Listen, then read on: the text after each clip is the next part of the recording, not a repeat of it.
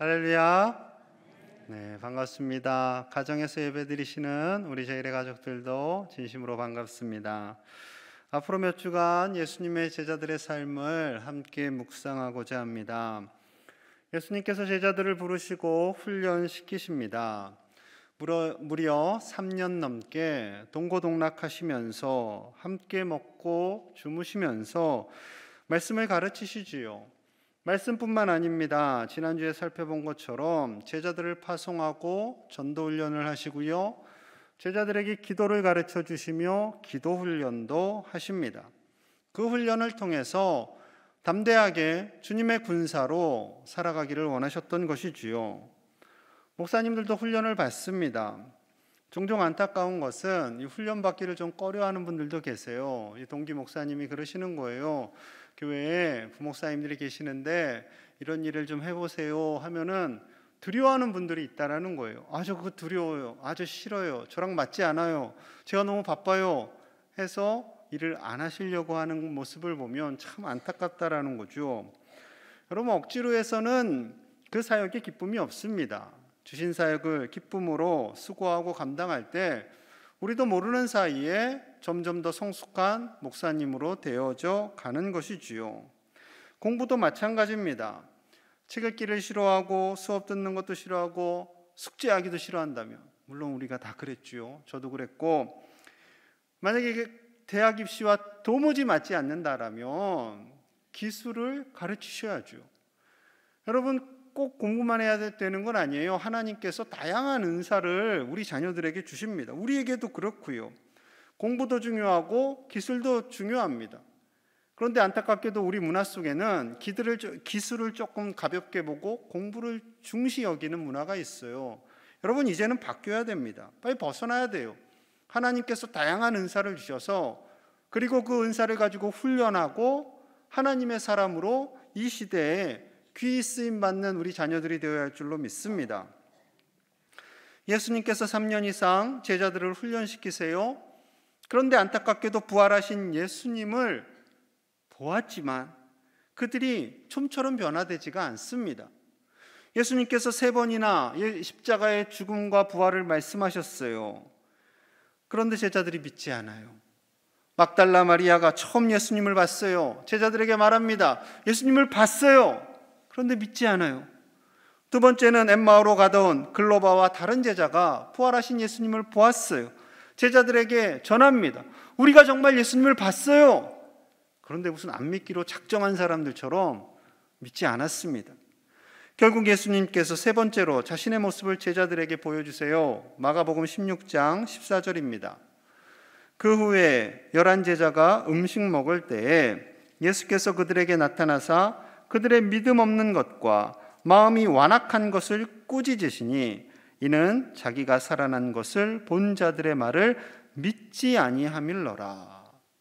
예수님께서 11제자들이 모여있는 그곳, 식사를 하고 있는 그곳에 나타나셔서 믿음이 없는 것과 완악한 것을 가지고 꾸짖으셨어요. 혼냈어요. 밥 먹다가 혼났어요. 얼마나 이들이 당황스러워 했겠습니까? 자, 그런데 문제가 하나 있어요. 이 자리에 도마가 없었습니다. 자, 그 내용을 오늘 본문에서 24절에서 이렇게 말씀하고 있는 거예요. 우리 함께 봅니다. 시작.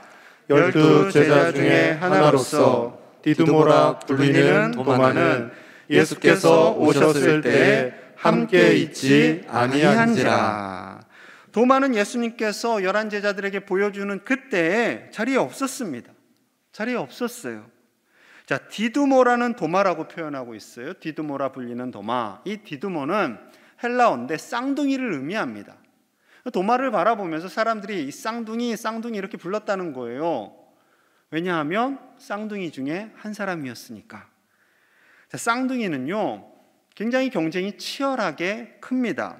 이 쌍둥이들을 키우는 부모님은 항상 똑같은 것을 해줘야 돼요. 물론 쌍둥이여서 똑같은 옷을 입히면 예쁘기도 해서 그렇지만 아이들이 점점 크면서 서로 비교하거든요. 왜 쟤는 저런 옷 입고 왜 나는 이런 옷 입혀요? 하면서 이제 서로 갈등을 해요. 그러니까 부모님이 똑같이 해주죠. 저 초등학교 때도 친구들이 있었는데 일란성 쌍둥이가 있었어요. 걔네들이 똑같이 생겨가지고 헷갈리는데 옷도 똑같은 거 입고 와요. 그래서 알 수 있는 방법은 얼굴에 점이 있으면 형이고 없으면 동생이었어요. 그런데 문제는요, 이 쌍둥이들이 늘 서로 긴장 관계와 경쟁 관계를 가지고 큽니다. 아이들이 똑같이 뒤집기를 하진 않잖아요. 누군가 한 명이 빨라요. 그리고 똑같이 앉거나 서질 않습니다. 누군가 한 명이 빠를 수밖에 없어요. 두 아이가 똑같이 엄마라고 부르지 않습니다. 누군가 한 명이 먼저 부르고 뒤에 이제 한 사람이 따라오는 거죠. 그런데 부모님의 마음은 빠른 아이에게 더 향할 수 있겠지요. 물론 늦은 아이가 좀 짠해서 그 아이를 또 돌볼 수도 있겠지만, 도마의 마음속에요, 그런 이 비교의식과 그리고 경쟁의식을 가지고 어리서부터 살아왔던 거죠.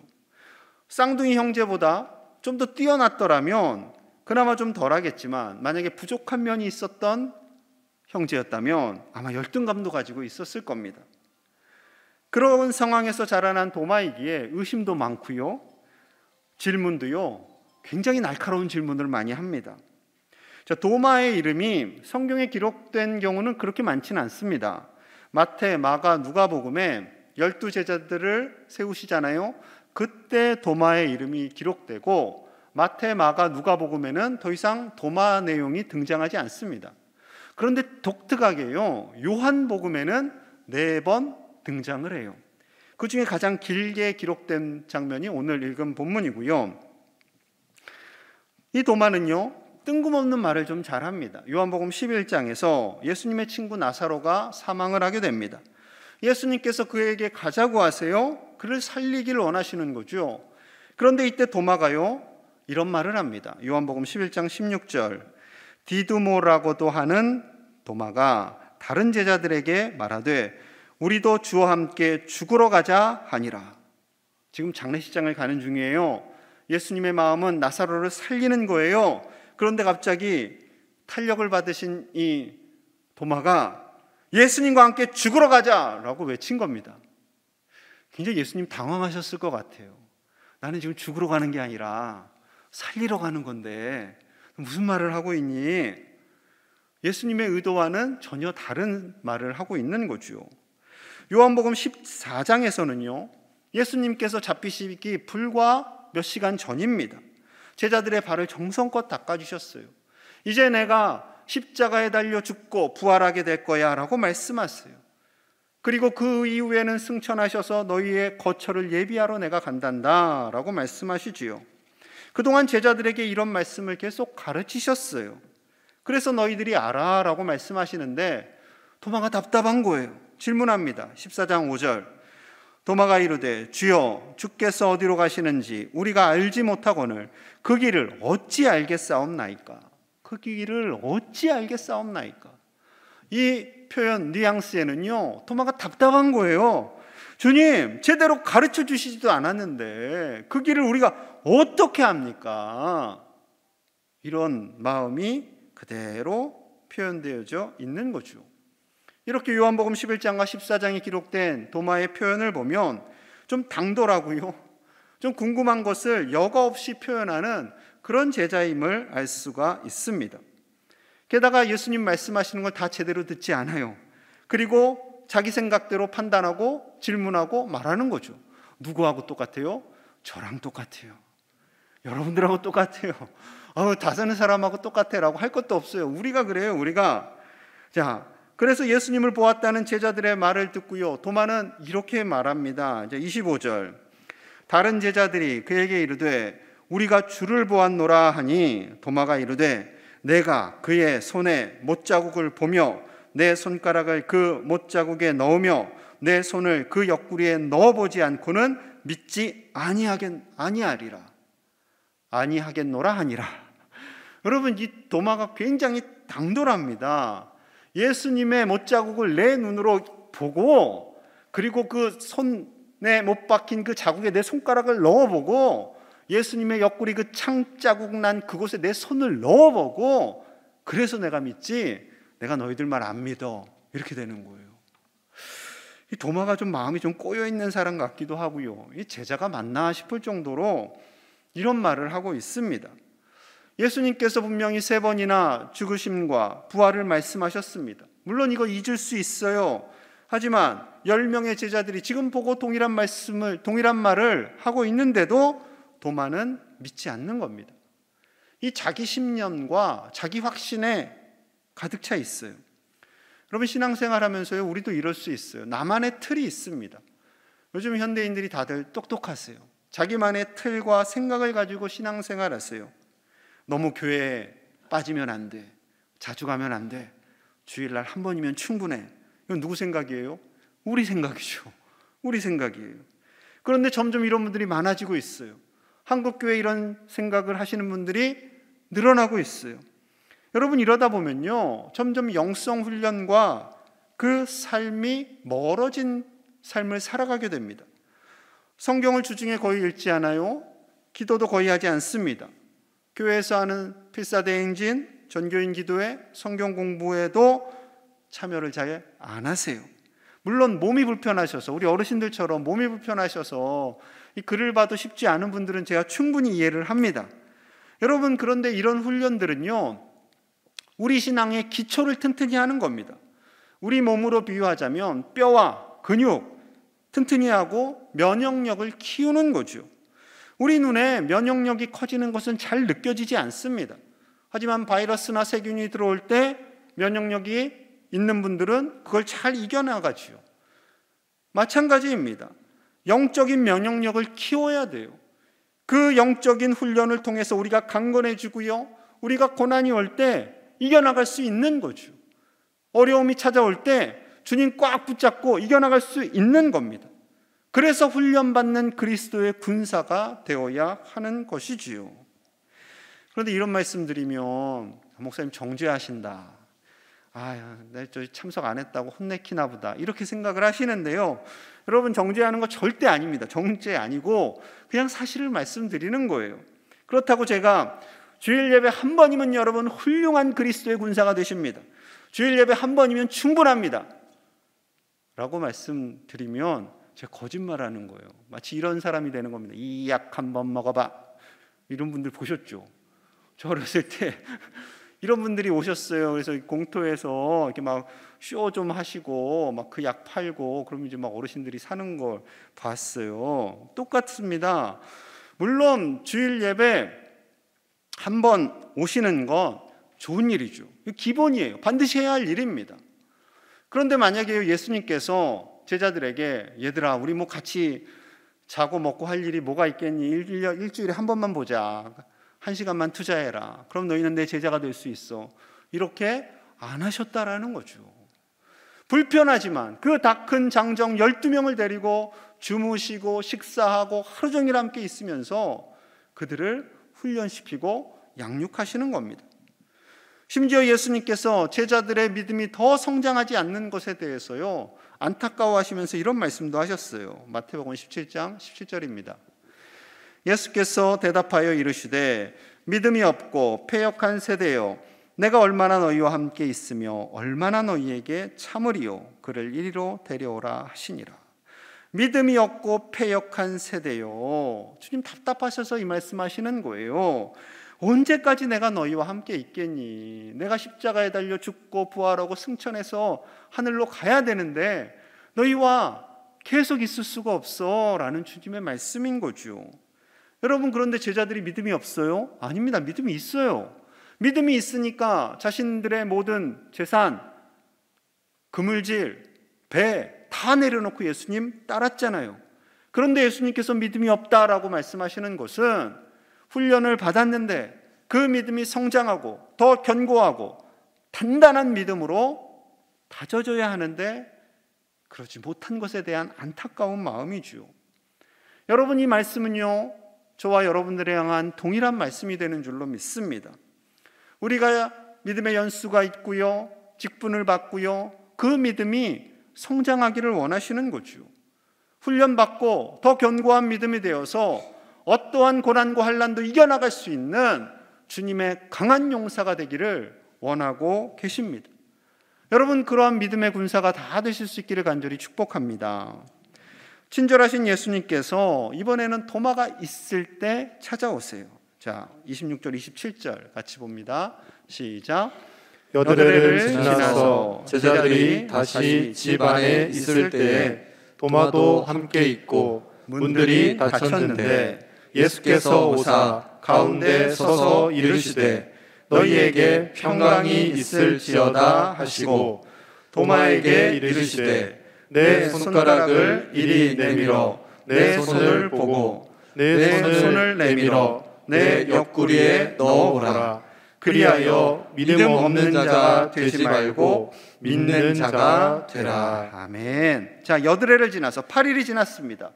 제자들이 다 함께 모여 있어요. 문도 다 닫혀 있어요.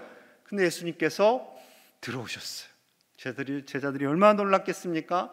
평강이 있을지어다 말씀하시면서 도마를 바라보세요. 도마를 바라보시면서 도마야, 손가락 가지고 내 여기 손바닥 좀 넣어봐. 내 손을 나의 옆구리에 넣어봐 말씀하시는 거예요. 도마가 얼마나 민망했을까요? 예수님의 손에 못자국이 있지요. 그 주님의 말씀을 들으면서 굉장히 마음이 미안하고 죄송했을 겁니다. 예수님께서 도마 미안하라고 너 좀 미안해 봐라. 그래서 이렇게 말씀하셨을까요? 그렇지 않습니다. 믿음이 없는 자가 되지 말고 믿는 자가 되라라는 이 말씀을 하시고 싶으신 거예요. 우리도 도마처럼 그런 생각할 수 있어요. 초신자들이나 비그리스도인들, 주님을 알지 못하는 자들은 하나님을 만나지 않고서 어떻게 그 보이지 않는 하나님을 믿을 수 있습니까? 이야기합니다. 하나님이 살아계신다는 것을 내가 확실히 알면 그때 가겠습니다. 하나님이 우리 가정에 복을 주신다면, 재산을 늘리게 해주신다면 그때 내가 교회 갈게요라고 하는 분들도 계십니다. 물론 그럴 수 있어요. 3년 넘게 예수님과 함께했던 제자들조차도 예수님의 손자국에 내 손가락을 넣어보고 그 옆구리에 내 손을 넣어봐야 믿겠다라고 말하는데, 우리가 그 정도 이야기하는 것은 주님의 애교로 받아주시지 않을까 생각합니다. 눈으로 도마가 직접 봤어요. 이제 이렇게 고백합니다. 28절. 도마가 대답하여 이르되 나의 주님이시요 나의 하나님이시니이다. 도마가 죄송한 마음도 들고 감동도 받고 나의 주님이시요 나의 하나님이십니다 라고 그가 확고하게 고백을 해요. 그의 믿음이 한 단계 성장한 거지요. 이렇게 도마는 부활하신 주님을 만났어요. 그런데 그의 이름이 이제 마지막 등장하는 요한복음 21장에 가보면 예수님께서 부활하시고 제자들을 갈릴리 호숫가에서 만나자고 하셨어요. 그래서 7명의 제자들이 호숫가에 모입니다. 거기서 무엇을 했는가? 요한복음 21장 2절과 3절 함께 봅니다. 시작. 시몬 베드로와 디두모라 하는 도마와 갈릴리 가나 사람 나다나엘과 세베대의 아들들과 또 다른 제자 둘이 함께 있더니 시몬 베드로가 나는 물고기 잡으러 가노라 하니 그들이 우리도 함께 가겠다 하고 나가서 배에 올랐으나 그날 밤에 아무것도 잡지 못하였더니. 아멘. 자, 제자들이 7명 모였습니다. 베드로, 도마, 나다나엘, 세베대의 아들들 2명, 야고보와 요한이죠. 그리고 이름을 밝히지 않는 2명의 제자들, 총 7명이 갈릴리 호숫가에 모였어요. 그런데 호숫가를 바라보다가 베드로가 갑자기 나 물고기 잡으러 갈래 이러고 일어나서 가는 거예요. 그러니까 나머지 6명도 나도 갈래 우르르르 가는 거죠. 여러분, 왜 이런 표현을 하고 같이 따라갔을까요? 마치 자기들 마음이 서로 다 아는 듯한 느낌이죠. 왜 그래요? 예수님을 따르겠다고 결단을 했는데 예수님 죽으시고 부활하시고 이제 앞으로 어떻게 될지를 몰라요. 그냥 과거로 돌아갈까? 그냥 편안하게 어부생활로 돌아갈까? 그런 마음이요, 말은 안 했지만 다 똑같이 갖고 있었던 거예요. 베드로가 나 물고기 잡으러 갈래? 그러니까 나도 갈래 하는 거죠. 마음이 좀 착하신 성도님들은 이렇게 생각할 수 있어요. 아직 예수님이 안 왔어요. 그러니까 좀 심심하고 시간은 남고 옛날에 했던 그물질 한번 해볼까 생각을 하고 그렇게 갈 수도 있지 않나요? 라고 질문하시는 분들도 계시겠지요. 여러분, 그런데요, 예수님께서 제자들의 흔들리는 마음을 정확히 아십니다. 그래서 밤에 잡았다 못 잡았다? 한 마리도 못 잡았다. 한 마리로. 어떻게 그게 가능해요? 예수님 다 막으신 거예요. 얘들아, 거기 가지 마. 그물에 걸리면 안 돼. 해서요, 다 못 가게 막으신 거예요. 그리고 나중에 153마리를 잡게 하시잖아요. 그 이유는 과거로 돌아가지 말라는 겁니다. 너희는 사람을 낚는 어부가 되어야 해. 더 강한 믿음으로 나의 사명에 함께 동참해야 돼 라는 거죠. 힘들다고 어렵다고 믿음을 포기해서는 안 돼 라는 주님의 강력한 요청인 것입니다. 그 제자들을 바라보며 주님, 답답하다 얘들아, 답답하다 그러지 않으시고요, 끝까지 참으세요. 끝까지 사랑하세요. 그리고 부활하신 이후에 40일간 그 제자들과 함께 하나님 나라의 비밀을 계속 가르치십니다. 그리고 승천하시기 직전에 마지막 사명을 주시지요. 사도행전 1장 8절입니다. 오직 성령이 너희에게 임하시면 너희가 권능을 받고 예루살렘과 온 유대와 사마리아와 땅 끝까지 이르러 내 증인이 되리라 하시니라. 아멘. 성령이 임하게 되면 너희가 권능을 받을 거야. 그리고 예루살렘과 온 유대와 사마리아와 땅 끝까지 이르러 나의 증인이 될 거야 라고 말씀하십니다. 그래서요, 도마가 변했어요. 우리 도마 사도께서 변하셨어요. 주님의 이 말씀, 땅 끝까지 이르러 복음을 전하라라는 이 말씀에, 나의 증인이 되라 이 말씀에 순종합니다. 어디까지 갔을까요?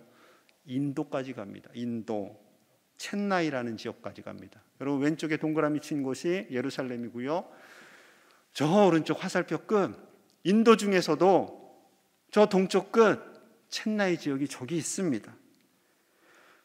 저곳을요, 복음화하기 위해서요 수고하다가 결국 저곳에서 순교를 하게 됩니다. 이 사실이 알려지게 됐어요.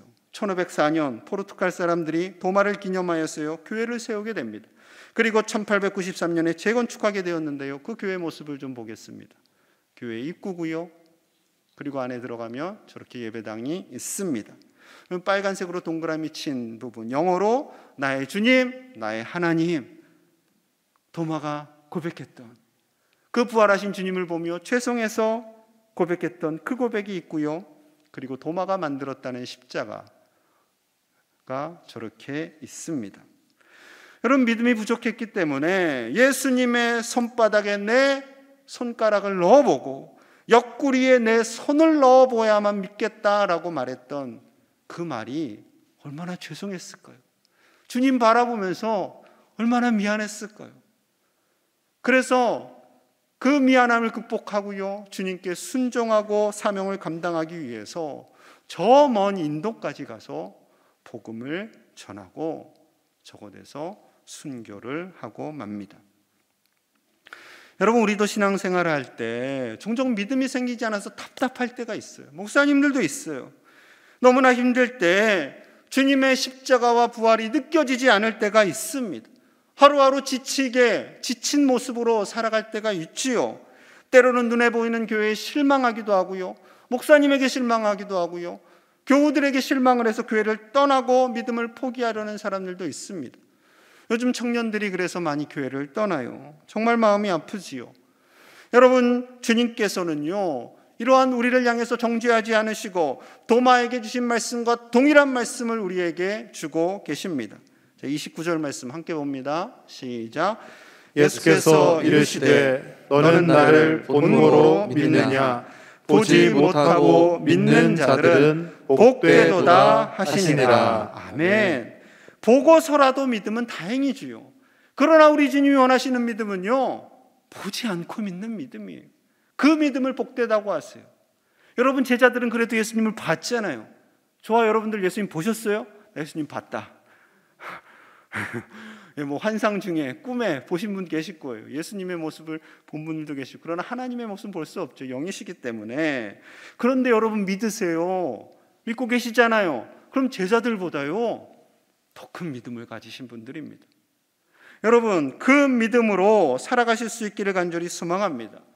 때로는 주님의 음성이 들리지 않는 것 같고 나 혼자라 외로이 사는 것 같을 때, 아무도 도와주지 않는 것 같아도 보이지 않는 우리 하나님은 분명히 우리와 함께 하시고 우리를 붙잡고 계시고 우리를 도우시고 우리와 영원히 함께 하시는 줄로 믿습니다. 그 주님 꽉 붙잡으시고 이 어려운 이 시대를 이겨나가시는 믿음의 용사들이 다 되시기를 간절히 축복합니다. 우리 함께 기도하겠습니다. 하나님 감사합니다. 우리에게 믿음을 주시고 보이지 않는 하나님을 믿을 수 있는 놀라운 은혜를 주심에 감사합니다. 때로는 우리가 연약하여지고 넘어지지만 보이지 않는 하나님은 우리와 함께 하시고 우리를 붙잡고 계시고 우리를 도우심을 믿습니다. 그 믿음 흔들리지 않도록 우리 가족과 우리 교우들과 이 나라를 하나님께서 붙잡아 주시고 복되게 하여 주시옵소서. 고통 중인 미얀마 땅을 불쌍히 여겨주시고 아버지여 굶주림 속에 있는 저들, 나라의 미래를 한 치 앞도 알 수 없는 저들에게 하나님의 평화가 임하게 하여 주시옵소서. 우리가 저들을 위해 기도하며 도울 수 있게 하여 주시옵소서. 온 세계에 하나님의 평화가 임하게 하여 주시옵소서. 예수님 이름 받들어 간절히 기도하옵나이다. 아멘.